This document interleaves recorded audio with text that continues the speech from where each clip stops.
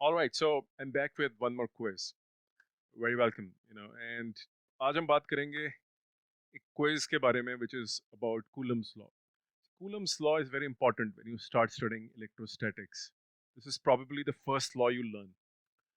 Coulomb का जो law है उसके अंदर आज quiz करते हैं. आपने उसका देखा होगा कि force is proportional to product of the charges and inversely proportional to the distance between them raised to power 2, square of the distance. और फिर उसके अंदर कांस्टेंट आता है. मेरा सवाल कुछ और है क्योंकि हम बात करें कॉन्सेप्ट की. See, my teaching methodology is completely based on concept. If you look into the pattern of NTA now, NTA has increased the level of paper. When I say increased, I mean the concept orientation has gone up. The mathematical capability has, which is required to solve the problem, is also higher.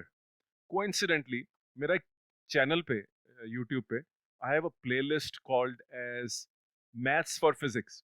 तो जो student biology के हैं और उनको maths नहीं आती, उनके लिए मैं कम से कम एक महीना मैथमेटिक्स पे डेडिकेट करता हूँ और ग्रेजुअली कुछ टॉपिक जैसे जैसे वो क्लास की प्रोग्रेशन होती है उन टॉपिक्स पे आता हूँ, लेकिन कुछ टाइम सिर्फ मैथमेटिक्स पे हम ध्यान देते हैं. तो मेरा यूट्यूब चैनल पे आप जाके देखिए, there is a large chunk of videos on maths for physics, especially good if you are a biology student और आपने मैथ्स नहीं करी लेकिन फिर भी आपको मैथ्स आनी चाहिए. इस बार अगर आप नीट का पेपर देखेंगे तो उसके अंदर वेक्टर प्रोडक्ट्स पे क्वेश्चन है और वो वेक्टर प्रोडक्ट्स के अंदर आपको वेक्टर अलजेब्रा आना चाहिए. तो उस लेवल का वेक्टर अलजेब्रा जनरली बायोलॉजी के बच्चों को नहीं आएगा, लेकिन मैं क्योंकि काफी फोकस रखता हूँ वेक्टर्स के ऊपर, मैथमेटिक्स के ऊपर, बायोलॉजी के बच्चों के लिए.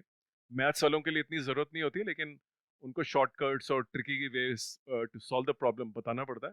बट बायोलॉजी के बच्चों के लिए बहुत इंपॉर्टेंट है कि उनकी मैथ्स बहुत स्ट्रांग हो, और this is where my uniqueness comes in. I am very good in mathematics also. तो मैं पहले मैथ्स भी पढ़ा चुका हूँ और उसके बाद मैंने फिर पैरेलली फिजिक्स शुरू करी.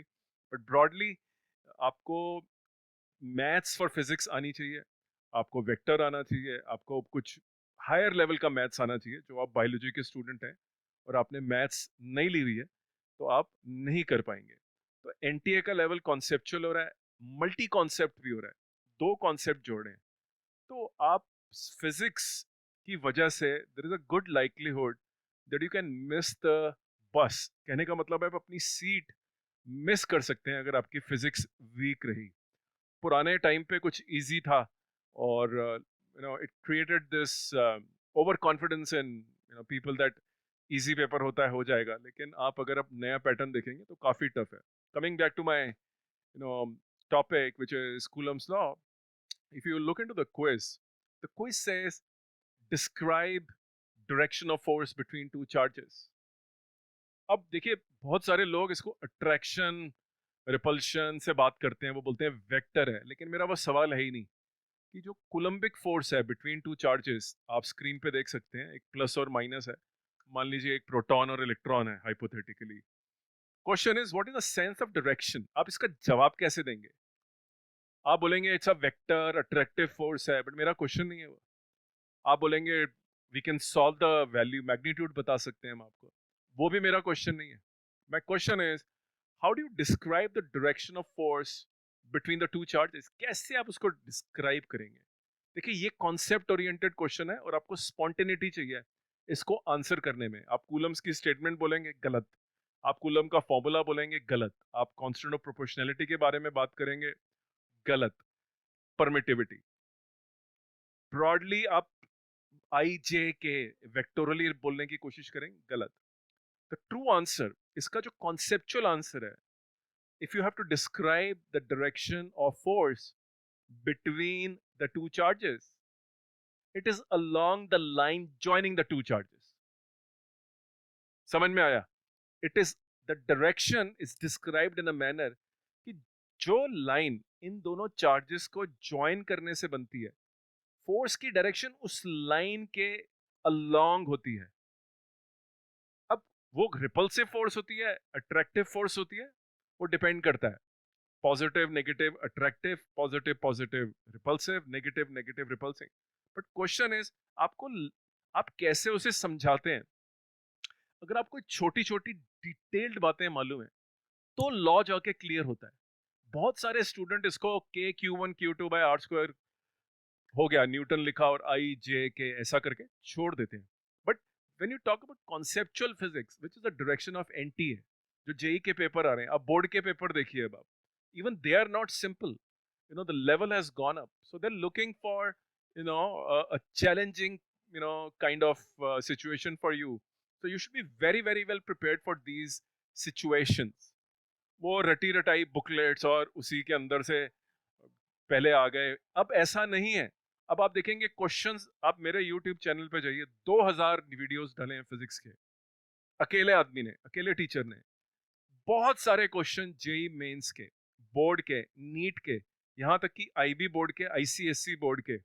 And lot of students from AP Physics who are in United States of America are benefiting. मेरे चैनल पे United states of America, south Asia पूरा कवर होता है, और यहाँ से ऑडियंस इन क्वेश्चंस को देख रही है.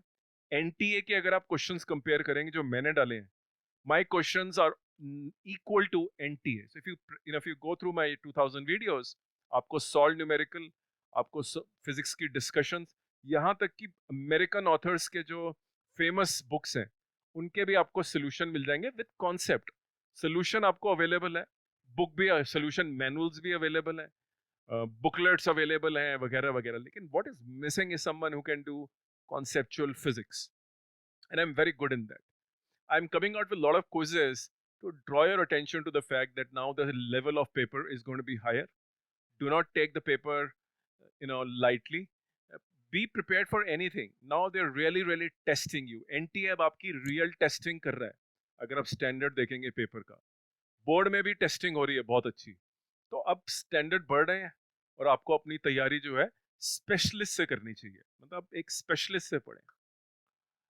Alright, I will take your leave now. I hope you enjoyed the video.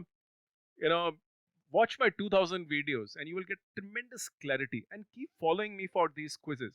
ये क्विज आपके बहुत काम आएंगे, क्योंकि किताब में बहुत कॉम्प्लिकेटेड तरीके से लिखा होता है और बहुत सारे टीचर जो है इसको आर्टिकुलेट नहीं करते हैं ठीक से, तो छोटी छोटी बातें मिस हो जाती हैं, जिसकी वजह से एंट्रेंस में आप देखते हैं कि कमी आ जाती है. और वही कमी मैं पूरी कर रहा हूँ अपनी क्विजिंग के थ्रू. मेरी क्विजिंग का मतलब सिर्फ ये क्वेश्चंस नहीं है, multiple choice question, match the following, true false, fill in the blanks, more than one is right, reasoning and assertion, arrange the following. 15-20 type के quizzes I'm bringing. You can pursue, you can see some of the quizzes I have put on my YouTube channel, and you will understand the quality, what I'm talking about. It is at par with NTA or slightly above NTA. These are very fundamental questions which will hit you and will force you to think.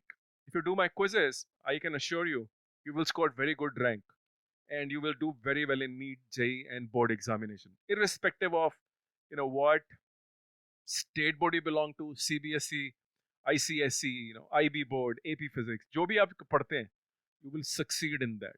You need stamina to watch 2000 videos, and you have to pay attention to my quizzes. So thank you very much for your time today. I hope you enjoyed this quiz और आपको पसंद आई होगी.